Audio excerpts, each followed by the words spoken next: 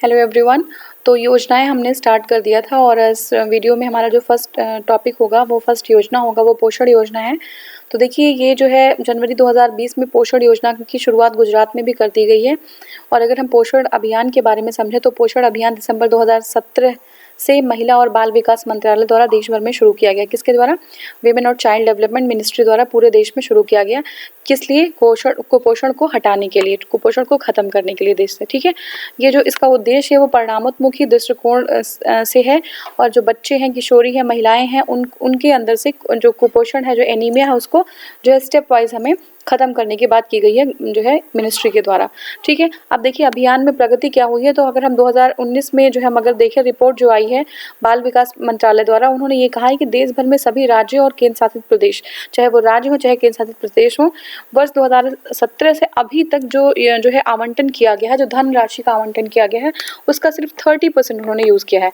सबसे ज़्यादा सबसे अच्छा जो यूज़ किया गया है, सबसे अच्छा जो है प्रदर्शन है वो मिजोरम का है। उन्होंने 66% जो है जो धन का आवंटन किया गया था उसको जो है उन्होंने प्रयोग किया है। ठीक है, तो ये जो है सबसे अच्छा जो प्रदर्शन है वो मिजोरम का रहा।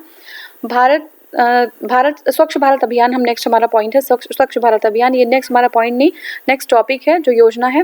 तो देखिए 2020 में केंद्र सरकार द्वारा छत्तीसगढ़ को ODF प्लस घोषित कर दिया गया। किसको? छत्तीसगढ़ को। ठीक है, तो छत्तीसगढ़ को ODF प्लस घोषित कर दिया गया है। स्वच्छता सर्वेक्षण 2020 में ये रेटिंग पाने वाला छत्तीसगढ़ पहला अकेला ऐसा स्टेट है। ठीक है, तो पहला स्टेट है जिसको ODF घोषित किया गया है। ठीक है, अब ODF प्लस। ठीक है, प्रधानमंत्री नरेंद्र मोदी जी द्वारा 2 अक्टूबर 2014 को स्वच्छ भारत अभियान की शुरुआत की गई थी। एग्जाम में पूछ रहे थे कभी कभी कब स्टार्ट हुआ था, तो ये 2 अक्टूबर 2014 को। ठीक है, 2 अक्टूबर 2014 को स्वच्छ भारत अभियान का जो है आरंभ कर दिया गया था। और इसका उद्देश्य क्या है कि 2 अक्टूबर 2019 तक, ठीक है, 2 अक्टूबर 2019 तक स्वच्छ भारत के लक्ष्य को पूरा करना था, ताकि गांधी जी की 150वीं जयंती को इस लक्ष्य के प्राप्ति के रूप में मनाया जा सके। ठीक है, ये हमारा जो है एम था। तो गांधी जी की 150वीं जो है जयंती थी उसको जो है मनाने के लिए 2 अक्टूबर 2019 तक जो है इसको पूरा कर लेना था। उपलब्धियां देख लेते हैं। और 5 वर्षों में 11 करोड़ शौचालय का निर्माण कराना। 5 वर्षों में कितना? 5 वर्षों में 11 करोड़ शौचालय का निर्माण कराना। वर्ष 2014 में गाँव में 28 जो है % था जो स्वच्छता का दायरा। ठीक है ना, 5 वर्षों में 11 करोड़ शौचालय का निर्माण कराना। और 2014 में गाँव में 28% जो है स्वच्छता का आंकड़ा था। 2019 तक अगर हम देखें तो 98% तक ये पहुंच गया है। 27 राज्य खुले में शौच से मुक्त हो चुके हैं। तो ये जो है एक अच्छी उपलब्धि है जो है अभियान की, स्वच्छ भारत अभियान की। ये हमने देखा, एक बार फिर से इसको देख लीजिए, एग्जाम के लिए इंपॉर्टेंट है जो आंकड़े हैं। 5 वर्षों में 11 करोड़ शौचालय का निर्माण कराया गया है। 2014 में 28% जो है स्वच्छता का दायरा था, लेकिन अगर 2019 में देखें तो ये दायरा जो है बढ़ के 98% पहुंच गया है।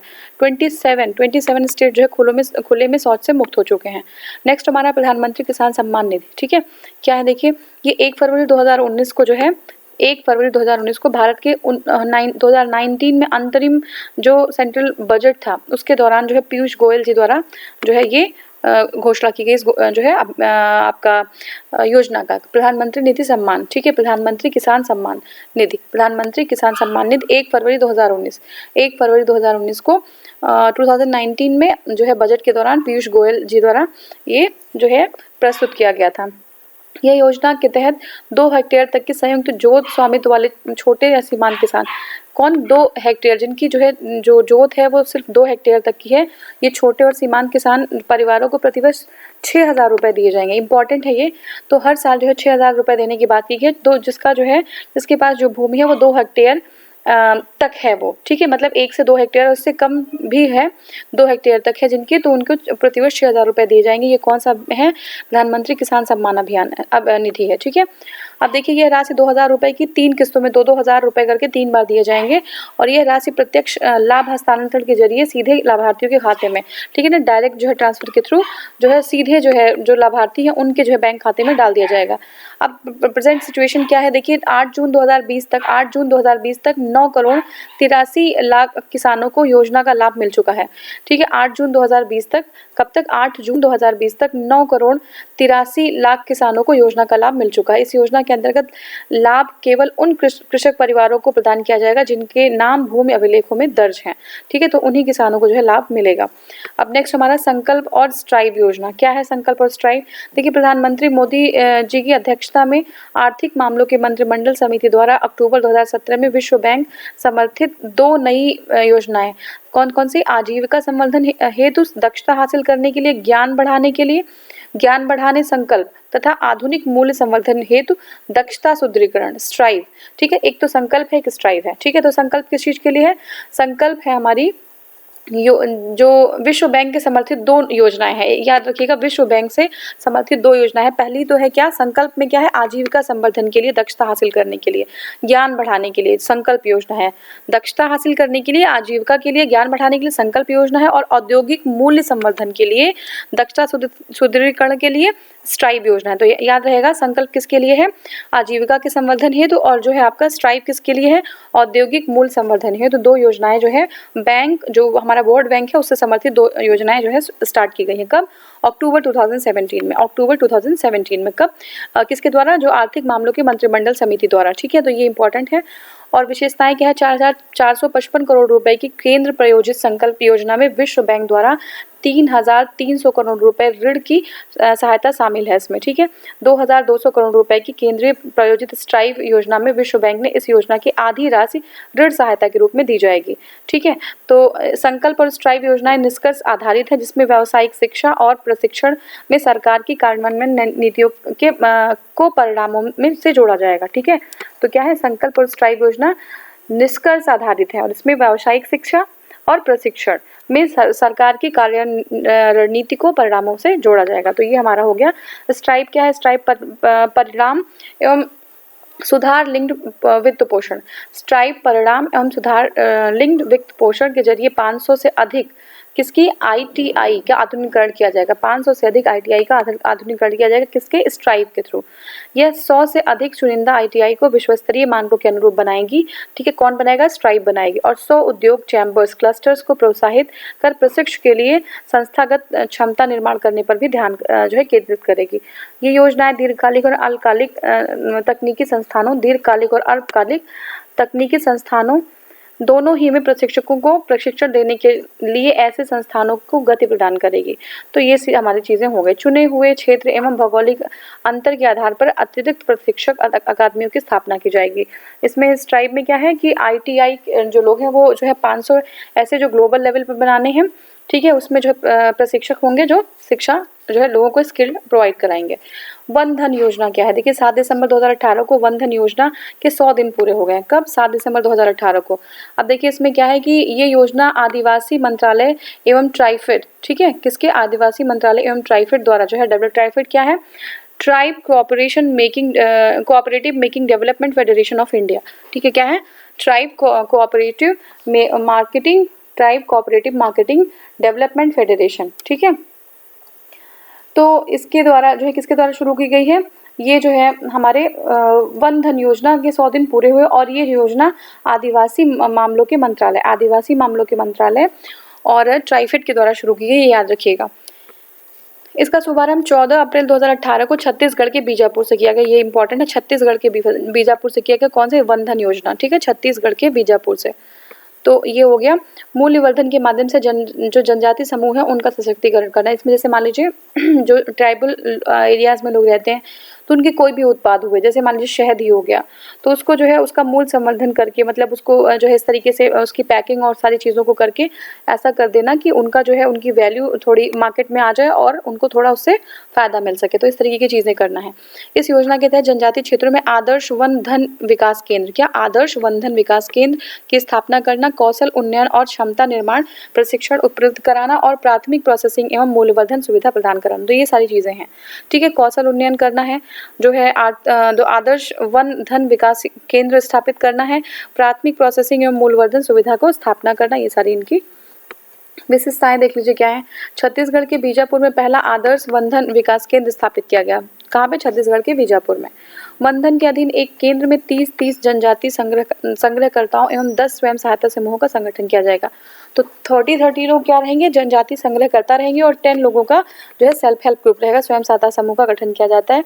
इस तरह एक केंद्र में 300 लोग रहते हैं, ठीक है। 30 जनजातियों के जनजाति संग्रहकर्ताओं के 10 स्वयं सहायता समूह हैं, मतलब 30 आपके जो है जनजाति संग्रहकर्ता होंगे और 10 का जो है उनका ग्रुप होगा, 10 मेंबर्स का ग्रुप होगा, ठीक है। तो टोटल जो है हमारे एक सेंटर पे 30 लोग जो है हो जाएंगे, ठीक है। टोटल 300 लोग एक सेंटर पे हो जाएंगे, ठीक है। अब देखिए इसमें क्या होगा, जो संग्रह करता है वो फूल, पत्ती, महुआ, इमली, कलौंजी आदि जंगली वस्तुओं का संग्रह करेंगे और प्रशिक्षित उनको किया जाएगा, है ना। जो उनके उत्पाद हैं उनका जो है मूल्यवर्धन करके उनको जो है उचित जो है पूंजी लगाई जाएगी और उनको उससे कुछ उचित लाभ जो है दिलवाने की कोशिश की जाएगी। तो ये जो है तो ये देखिए जो उनके उत्पाद हैं वो राज्य में या कहीं भी और बाहर वो बेच सकते हैं, ठीक है। अब देखिए ट्राइफेड जो है वो जो है प्रशिक्षण और तकनीकी सहायता प्रदान करता है, ठीक है। प्रशिक्षण मतलब स्किल जो देना हुआ या फिर टेक्नोलॉजिकल जो हेल्प होगी वो ट्राइफेड प्रोवाइड करेगा। देखिए इसमें 3000 केंद्र पूरे देश में खोले जाएंगे और 30,000 केंद्र हुए तो एक पे 300 लोग होंगे, तो जो है 30,000 स्वयं सहायता समूह शामिल होंगे इसमें, ठीक है। ये जो है पीपीपी मॉडल पे होगा, जो है पब्लिक प्राइवेट पार्टनरशिप वाले मॉडल पे होगा, ठीक है। तो ये हमारा पूरा जो है कौन सा हो गया, आपका वन धन योजना, ठीक है। तो वन धन योजना हो गया। और नेक्स्ट हमारा है खाद्य सुरक्षा मित्र योजना, ठीक है। क्या है? खाद्य सुरक्षा मित्र योजना। तो क्या है ये देख लेते हैं। देखिए 2019 में केंद्रीय स्वास्थ्य और परिवार मंत्रालय हर्षवर्धन ने खाद्य परीक्षा सुरक्षा मित्र योजना, ठीक है, eat right jacket and eat right जोला का प्रारंभ किया, ठीक है। खाद्य सुरक्षा मित्र योजना का प्रारंभ किया। अब देखिए ये योजना food safety and standard authority जो है FSSAI ने शुरू किया है। तो इम्पोर्टेंट है किसने शुरू किया है? FSSAI ने, ठीक है। अब इसका उद्देश्य क्या है? उद्देश्य जागरूक लोगों को जमीनी स्तर पर खाद्य सुरक्षा तंत्र में शामिल करना। क्या है? जागरूक जो है लोगों को जमीनी स्तर पे जो खाद्य सुरक्षा तंत्र है उसमें जो है शामिल करना है।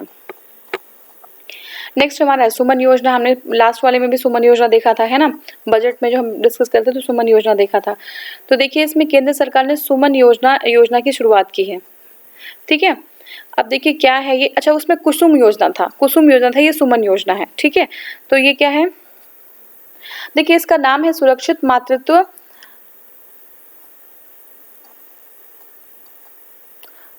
हाँ ये सॉरी ये जो है सुमन में कंफ्यूज हो रही थी, वो सुमन, ये सुमन है वो कुसुम योजना है, ठीक है। तो सुमन योजना में क्या है? मातृत्व को लेके ये योजना है, माताओं को लेके योजना है। सुमन योजना का इनका ये है, इसमें जो है 100% जो है 100% जो है सुरक्षित मातृत्व का लक्ष्य हासिल करने की जो है शुरुआत की गई है, ठीक है। किसके लिए की है? 100% मातृत्व लक्ष्य शुरू करने के लिए, ठीक है, सुमन योजना। अब देखिए सुमन में क्या है कि दरअसल फिलहाल देश में 80% जो प्रसव है अस्पताल या प्रशिक्षित नर्स की निगरानी में कराया जाता है, ठीक है। तो अब पहले ये चीज़ नहीं थी, लेकिन अब 80% जो लोग हैं वो हॉस्पिटल जाते हैं। अगर जो है आपके डिलीवरी के टाइम पे वो हॉस्पिटल जाते हैं और वहीं पर जो है ये चीज़ होती है। लेकिन इस योजना के तहत सरकार इस आंकड़े को 100% करना चाहती है, 80 से 100% करना चाहती है। यह योजना गर्भवती महिला को सुरक्षित मातृत्व की गारंटी देगी। इस योजना के तहत समस्त गर्भवती महिलाओं की प्रसव की पूर्व जांचें, जैसे हीमोग्लोबिन, शुगर, यूरिन जांच, ठीक है, ब्लड ग्रुप, HIV और सिफिलिस, वजन, ब्लड प्रेशर, अल्ट्रासाउंड, ये सारी चीज़ें जो है जांचें सब की जाएंगी, ठीक है। तो देखिए अब स्वास्थ्य में बहुत ज़्यादा सुधार आया है। पहले जो है अगर हम उस पर लेवल पे देखें, डॉक्टर्स हैं, डॉक्टर्स के साथ जो नर्सेज हैं, नर्सेज के बाद जो है आशा हैं, आंगनबाड़ी वर्कर्स हैं, उन लोगों ने ग्राउंड लेवल पे बहुत ज़्यादा काम किया है हेल्थ डिपार्टमेंट पे, ठीक है। और आज भी जो है बहुत सारी चीज़ें, जैसे अभी जो है कोविड-19 की सिचुएशन में देखिए तो बहुत सारे जो, अगर आप जो है प्रैक्टिकली देखना चाहें तो लोग जो है आते हैं, अभी भी टेस्ट कर रहे हैं कि ऐसा तो नहीं कि किसी को किसी तरीके की कोई सिम्टम नज़र आ रहे हैं। तो हालांकि हमारे स्वास्थ्य लेवल में बहुत ज़्यादा इम्प्रूवमेंट हुआ है। और जो है सुमन योजना के तहत जो महिलाएं हैं, जो गर्भवती महिलाएं हैं, उनके जो है जितनी भी, वो अभी 80% था और गवर्नमेंट इसको जो 100% जो है इंस्टीट्यूशनलाइज करना चाह रही है। इंस्टीट्यूशंस में जो है डिलीवरी चाह रही है कि वो सरकारी अस्पतालों में हो या अस्पतालों में हो, ठीक है। तो अब प्रसव पूर्व जांचें जो है कुछ जांचें जो है वो गवर्नमेंट कराएगी, ठीक है। इसके तहत गर्भवती महिला को 4 बार मुफ्त इलाज करा सकेगी, 4 बार मुफ्त इलाज करा सकेंगे। इसके अलावा प्रसव के पहले और बाद में मुफ्त एम्बुलेंस भी दिलवाई जाएगी। ठीक है, तो जब भी अगर उनको लेके जाना होगा हॉस्पिटल तो मुफ्त जो है एम्बुलेंस की सुविधा प्रदान की गई है, प्रसव के पहले भी और प्रसव के बाद में भी। ठीक है, टोल फ्री नंबर 102 और 108 पर कॉल करके अस्पताल जाने के लिए मुफ्त एम्बुलेंस मंगवाई जा सकती है। ठीक है, 102 पे या 108 पे कॉल कर देंगे तो मुफ्त एम्बुलेंस आ जाएगी।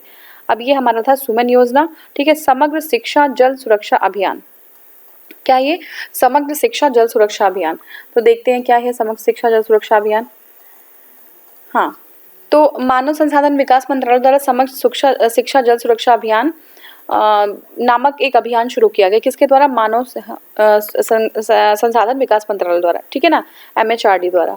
अब देखिए क्या है ये अभियान के उद्देश्य। ठीक है, समग्र शिक्षा जल सुरक्षा अभियान। ठीक है, तो इसमें उद्देश्य देख लीजिए, विद्यार्थियों को जल संरक्षण के बारे में शिक्षित करना और प्राकृतिक जल संसाधनों के संरक्षण में विद्यार्थियों की भूमिका को सुनिश्चित करना और प्रत्येक विद्यार्थी को प्रतिदिन 1 लीटर पानी बचाने की ओर ध्यान आकृष्ट करना। ठीक है, तो ये जो है टारगेट किया गया है स्टूडेंट्स को। इसका एक रीजन है क्योंकि स्टूडेंट्स क्या होते हैं, जब जो है वो मोटिवेटेड होते हैं तो अपने घर वालों को भी मोटिवेट करते हैं। तो जो विद्यार्थियों पे ये फोकस किया गया है कि उनको जो है उनको शिक्षित करना पड़ेगा किसके बारे में, जो हमारे जो है जल को जो है कैसे वो क्या कर सके, उसको जो है प्रिजर्व कर सके। ठीक है, और 1 लीटर पानी हर दिन बचाने के का जो है आह्वान किया गया है कि 1 लीटर पानी जो है पर डे वो बचाने की कोशिश करें। अब नेक्स्ट हमारा है प्रधानमंत्री मानधन योजना। ठीक है, क्या है प्रधानमंत्री मानधन योजना?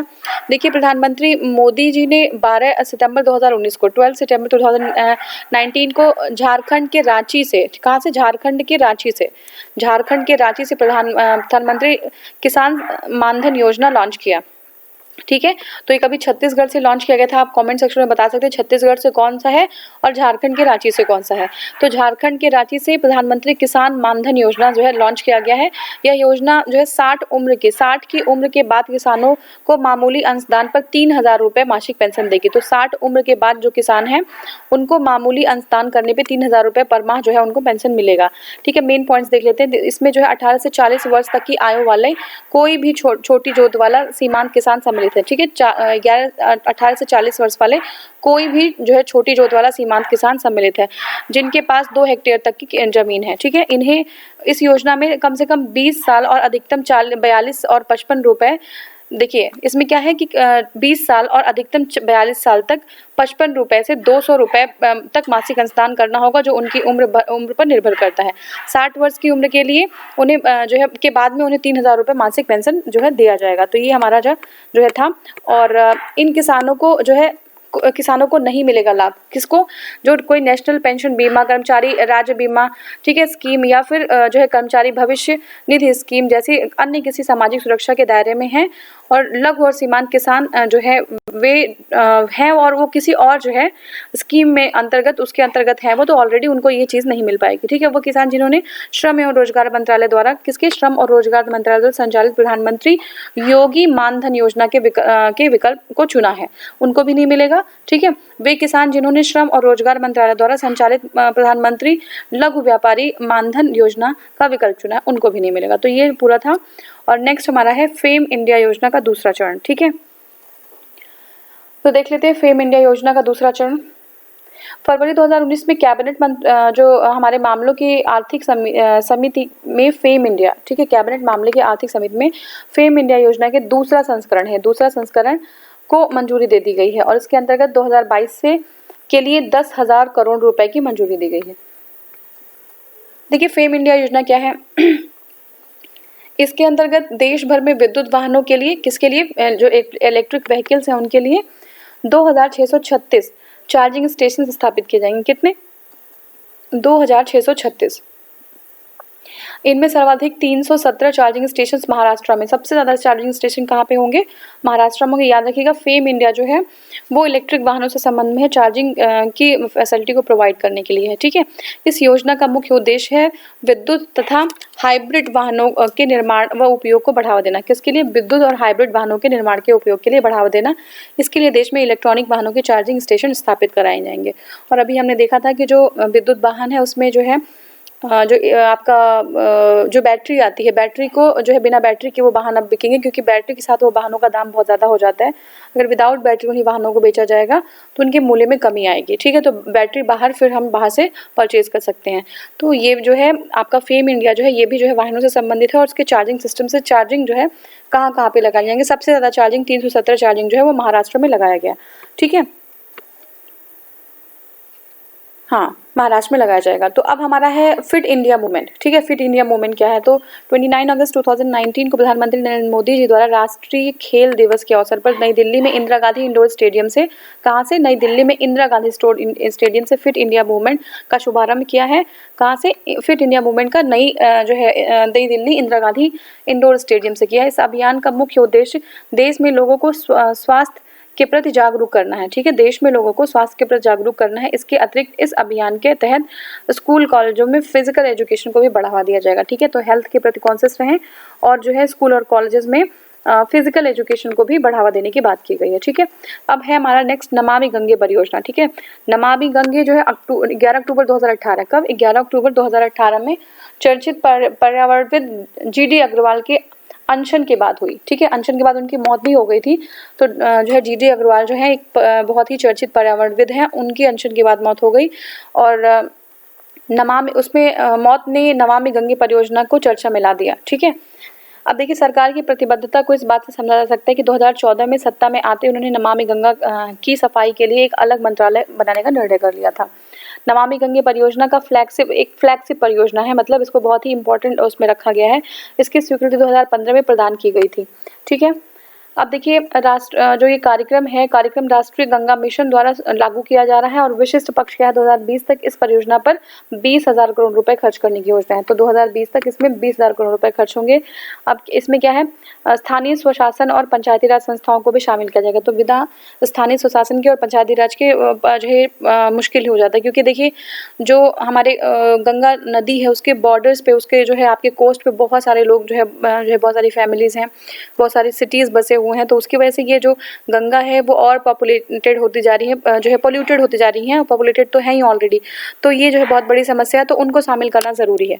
इस कार्य के क्रियान्वयन के लिए राष्ट्रीय गंगा मिशन या national mission for clean Ganga NMGC द्वारा किया जा रहा है, ठीक है। इस परियोजना की निगरानी हेतु त्रिस्तरीय व्यवस्था की गई। कौन कौन सी? कैबिनेट सचिव की अध्यक्षता में एक समिति, कैबिनेट सचिव की अध्यक्षता में एक समिति, राज्य स्तर पर मुख्य सचिव की अध्यक्षता में समिति, जिला स्तर पर जिलाधिकारी अध्यक्षता में समिति, ठीक है। इस कार्यक्रम का संपूर्ण वित्त पोषण केंद्र सरकार कर रही है, ठीक है। इस कार्यक्रम का संपूर्ण वित्त पोषण केंद्र सरकार कर रही है, जबकि वहाँ प्रदूषण ज़्यादा है, और इसे जो है PPP मॉडल पे किया जाएगा। तो संपूर्ण जो वित्त पोषण कौन कर रहा है? केंद्र सरकार कर रही है, ठीक है। जल गुणवत्ता की निगरानी राष्ट्रीय रिमोट सेंसिंग सेंटर द्वारा की जाएगी, उसे इसरो की अनुषंगी संगठन है ये, ठीक है। तो राष्ट्रीय रिमोट सेंसिंग सेंटर द्वारा जो है इसकी जल की गुणवत्ता की जो है निगरानी की जाएगी।